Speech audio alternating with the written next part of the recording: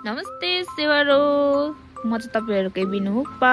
अनि आज चाहिँ मेरो घरको जिरेनियम कलेक्सन तपाईहरुलाई देखाउन गइरहेको छु। किन चाहिँ देखाउनु गए त भन्दाखेरि यस्तो राम्रो राम्रो फुलेको छ, यस्तो दामी दामी कलरमा फुलेको छ।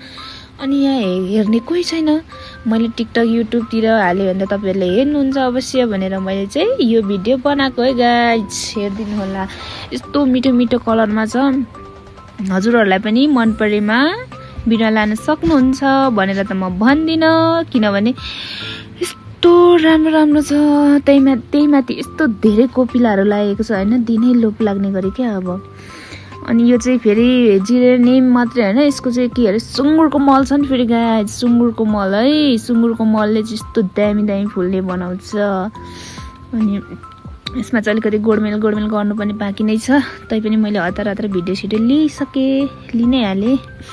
अनि जिरेनियम मात्रै नभएर मेरो घरको चाहिँ अलिक अरू फुलेको फुलहरू पनि राम्रै लाग्यो, राम्रै छ भनेर मैले भिडियो बनाएर हालेको छु। सबैजना यता इधर उधर बनाएर यस्तो राम्रो राम्रो फुलेको छ गाइज। अझै अरू फुल्दैछ। मैले धेरै भिडियो त लिएको छैन। हजुरहरूलाई कस्तो लाग्यो? मन पर्यो भने मेरो भिडियोलाई like, comment and share, subscribe पनि गरिदिनु होला है त। यस्तो भिडियो लिएर म फेरि पनि आउनेछु। बाइ द वे मेरो फर्स्ट भिडियो है यो, यस्तो वाला चाहिँ मैले बोलेर बनाएको चाहिँ। Guys bye bye.